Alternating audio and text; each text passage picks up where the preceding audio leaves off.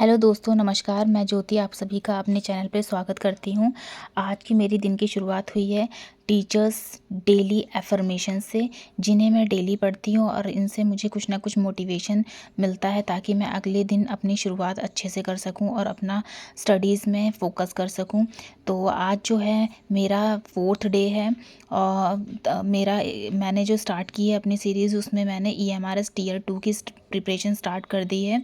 और उसमें बिल्कुल भी आप भी ये मत सोचिए कि मेरे कितने मार्क्स है। बहुत से लोग मुझे कमेंट करके पूछते हैं कि आपके मार्क्स कितने हैं, आप प्रिपरेशन कर रही हैं। तो डज़न्ट मैटर कितने आपके, 60 के अबव मार्क्स है, 55 भी हैं EMRS TGT में, तो आप प्रिपरेशन स्टार्ट कर दीजिए, क्योंकि आपकी प्रिपरेशन कहीं से भी बर्बाद नहीं जाएगी। वो आपकी प्रिपरेशन जो आप कर रहे हो वो आपको काम ही आने वाली है। इसीलिए बिल्कुल भी अब ये मत सोचिए कि आपका कितना परसेंट या कितने नंबर्स हैं EMRS में या KVS में। आप अपनी प्रिपरेशन स्टार्ट कर दीजिए। मैंने भी अपनी प्रिपरेशन स्टार्ट कर दी है और जैसा कि मैंने आपको बताया था कि मैं यूनिट 2 स्टार्ट कर दी हूँ EMRS TGT के सिलेबस के अकॉर्डिंग, जिसमें मैंने पहले ये देखा कि मेरे जो पहले के नोट्स हैं उनमें कौन कौन से टॉपिक्स जो हैं वो लिखे थे, उन्हें मैंने रिवीजन किया है और जिसमें मैंने कॉन्करेंस को रिवाइज़ किया, उसके क्वेश्चंस को थोड़ा बहुत देखा है कि किस तरीके से। हालांकि मुझे ज़्यादा नोट्स बनाने की ज़रूरत नहीं पड़ी है, क्योंकि मेरे ऑलरेडी कुछ नोट्स बने हुए थे। इसीलिए मैं आप लोगों को भी यही सजेस्ट करूँगी कि आप लोग ये मत सोचिए कि हमें कब से स्टार्ट करनी है अपनी प्रिपरेशन। हमारा जब नेम आ जाएगा या मेरिट में नेम आएगा उसके बाद हम प्रिपरेशन स्टार्ट करेंगे। अभी भी बहुत से बच्चे सिर्फ़ और सिर्फ यही सोचने में लगे हुए हैं एस्पिरेंट्स कि मेरा हो जाएगा कि नहीं हो जाएगा। डज़न्ट मैटर आपका होगा या नहीं होगा, आप पॉजिटिव रहिए ना कि हाँ मेरा होगा ही होगा, मेरे जितने भी नंबर है उसमें मेरा होगा। अगर नहीं भी होता है तो आपको अच्छा ही है ना, आप अपनी प्रिपरेशन पहले से स्टार्ट कर देंगे। अदर जो एग्ज़ाम आएंगे या होने वाले हैं आपके एग्ज़ाम, आपका KVS में नहीं होगा तो EMRS में हो जाएगा, किसी में तो आपका होगा ना। तो इस चीज़ के लिए बेफिक्र रहिए, आप अपनी स्टडीज़ को कंटिन्यू रखिए। तो ये मैंने अपने जो मेरा अभी इससे पहले जो वीडियोज़, जो भी लोग मेरे वीडियोज़ को फॉलो कर रहे हैं उन्होंने देखा होगा कि मैंने अभी फर्स्ट यूनिट जो है वो कंप्लीट कर ली है और मैं सेकंड यूनिट पे आ चुकी हूँ। सेकंड यूनिट में मैं सिर्फ ये देख रही हूँ कि मेरे कौन कौन से नोट्स अभी प्रिपेयर हैं, क्योंकि नोट्स भी बनाना पड़ेगा, सिर्फ पढ़ते रहने से कुछ नहीं होगा। क्योंकि हमें जब दोबारा रिवीजन करना होता है तो हम ऊपर ऊपर पढ़ लेते हैं, तो बाकी नोट्स नहीं होते हैं, तो उसके बाद हमें समझ में ही नहीं आता है कि क्या था, फिर हम वही वीडियोस लेकर के स्टार्ट कर देते हैं। तो बेटर है कि अपने खुद के नोट्स बनाना बहुत ज़रूरी है। तो ये मेरे यहाँ नोट्स थे और जो इम्पोर्टेंट टॉपिक्स थे मैं यहाँ पे दिखा भी दूँगी कि यूनिट 2 में कौन कौन सा सिलेबस है जो यहाँ पे आ रहा है। और मैं बात कर रही हूँ TGT की, EMRS TGT की। मैं बता दूँ आप लोगों को कि मैं सिर्फ़ और सिर्फ EMRS TGT की प्रिपरेशन नहीं कर रही हूँ। EMRS PGT में मेरे थोड़े TGT से कम नंबर हैं, बट मैं उसकी भी प्रिपरेशन करूँगी। अभी मेरा जो मेन फोकस है EMRS TGT पे है और उसी के सिलेबस के अकॉर्डिंग मैंने प्रिपरेशन स्टार्ट की है।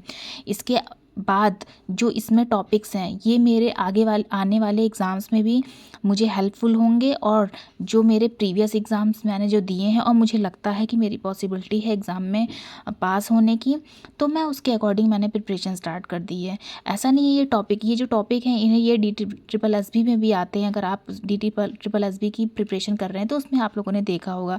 तो सब एक दूसरे से कनेक्टेड हैं। ऐसा नहीं है कि आप ये पढ़ लेंगे तो आपको ऐसे टॉपिक्स आगे काम नहीं आएंगे। इसीलिए आप लोग अपनी प्रिपरेशन स्टार्ट कर दीजिए और बिल्कुल भी ये मत सोचिए, क्योंकि मुझे कमेंट्स बहुत आते हैं कि आपके कितने नंबर हैं, आप प्रिपरेशन किसकी कर रही हैं। मैं TGT की कर रही हूँ, बट मैं PGT की भी प्रिपरेशन जो है स्टार्ट कर दूँगी, बट मैं लाइन वाइज चल रही हूँ सिलेबस के अकॉर्डिंग। तो ये मेरा पूरा पेपर कॉपी थी जो मैंने प्रॉपर अपने नोट्स बना रखे हैं और इसके अकॉर्डिंग मैंने रिवाइज़ किया है। और उसके बाद मैंने अपना जो एक फ़ोकस तो ये रखा है कि मुझे सिलेबस कंप्लीट करना है, और साथ ही साथ क्योंकि ये मैंने UP PGT 2022 का भी फॉर्म फिल किया था जिसका एग्ज़ाम नहीं हुआ है, तो उसके लिए भी मैं इसकी प्रिपरेशन कर रही हूँ। और साथ ही साथ मैं इसमें कुछ क्वेश्चंस जो हैं मेरे प्रीवियस जो मेरे क्वेश्चन पेपर्स थे जो आए हुए हैं, मतलब मेरे पास बुक है बेसिकली, उससे मैं एक सेट सॉल्व करती हूँ, क्योंकि मुझे इसके साथ साथ उसे भी टाइम देना है। ये बुक है, इसकी मैं क्वेश्चन सॉल्व करती हूँ। तो आज मैंने एक सेट सॉल्व किया है और मैंने ये PGT का सॉल्व किया है। इससे पहले मैं इस पूरी बुक को सॉल्व कर चुकी हूँ। बट डेली मैं इसलिए इसको सॉल्व करती हूँ, एक मैं भले ही पूरा क्वेश्चन पेपर ना सॉल्व कर पाऊँ, लेकिन मैं अपने टाइम के अकॉर्डिंग हाफ़ या जितने 50 क्वेश्चंस मेरे से हो पाते हैं उतने मैं सॉल्व करती हूँ, ताकि मुझे जो क्वेश्चंस देखो जो चाहे किसी भी एग्ज़ाम में आए, अगर आप का कंसर्न सब्जेक्ट है तो आपका उसी से पेपर बनता है और सब क्वेश्चंस एक दूसरे से मिक्सअप ही आते हैं। तो बेटर है कि हम लोग अपनी प्रिपरेशन को बहुत फास्ट कर दें, क्योंकि जब आंसर की आ जाएगी तो उसके बाद रिज़ल्ट भी बहुत जल्दी आ जाएगा, चाहे वो केवीएस हो चाहे ईएमआरएस हो।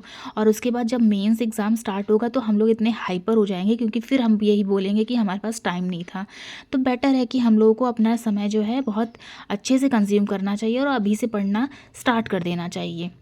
तो मैंने यहाँ पे अपनी पीजीटी के क्वेश्चंस लगाए और प्रॉपर ये क्वेश्चंस मैंने जो है, आप भी ऐसा ही करा करिए। मैंने क्या किया था, पहले जब मैंने ये पेपर लगाए थे तो ऑब्वियस सी बात है ये एमसीक्यू है, एमसीक्यू में हमें पूरा नहीं लिखना है, तो हमें क्या करना है, यहाँ पे शॉर्ट ट्रिक्स काम आती हैं। तो मैंने यहाँ पे बहुत पहले देख सकते हैं आप लोग, इसमें कितने बड़े बड़े लंदी इसके सॉल्यूशंस दे रखे थे। तो मैंने उस टाइम मुझे शॉर्ट ट्रिक की ज़रूरत थी, तो मैंने वहाँ पे जो मुझे लगता था कि इसकी शॉर्ट ट्रिक ये है तो मैं साइड में लिख लेती थी।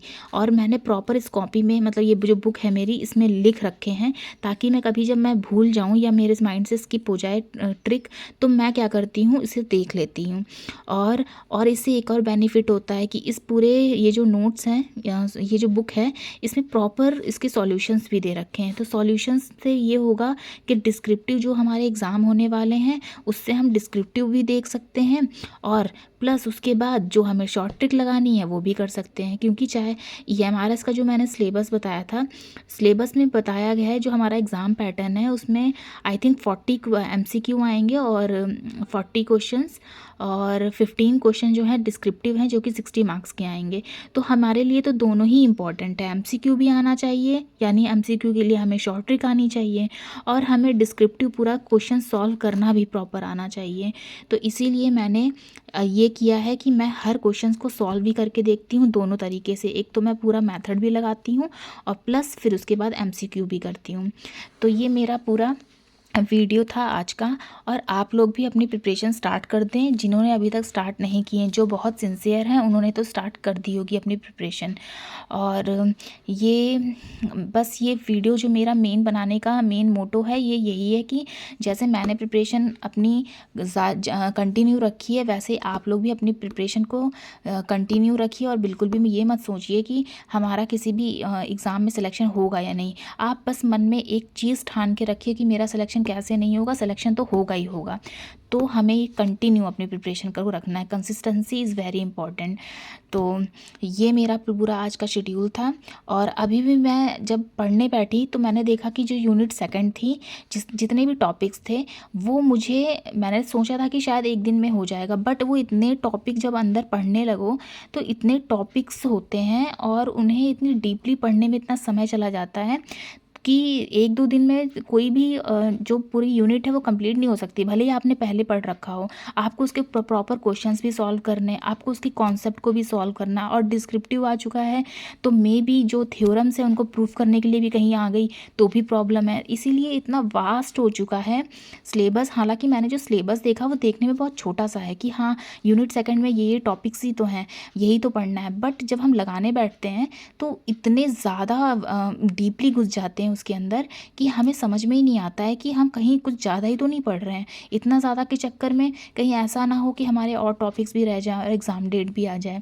तो अभी तो लग रहा है कि 2-3 मंथ हैं, लेकिन ऐसा बिल्कुल मत सोचो। 2-3 मंथ में डिस्क्रिप्टिव पेपर को सॉल्व करना, सिलेबस बहुत वास्ट हो जाएगा।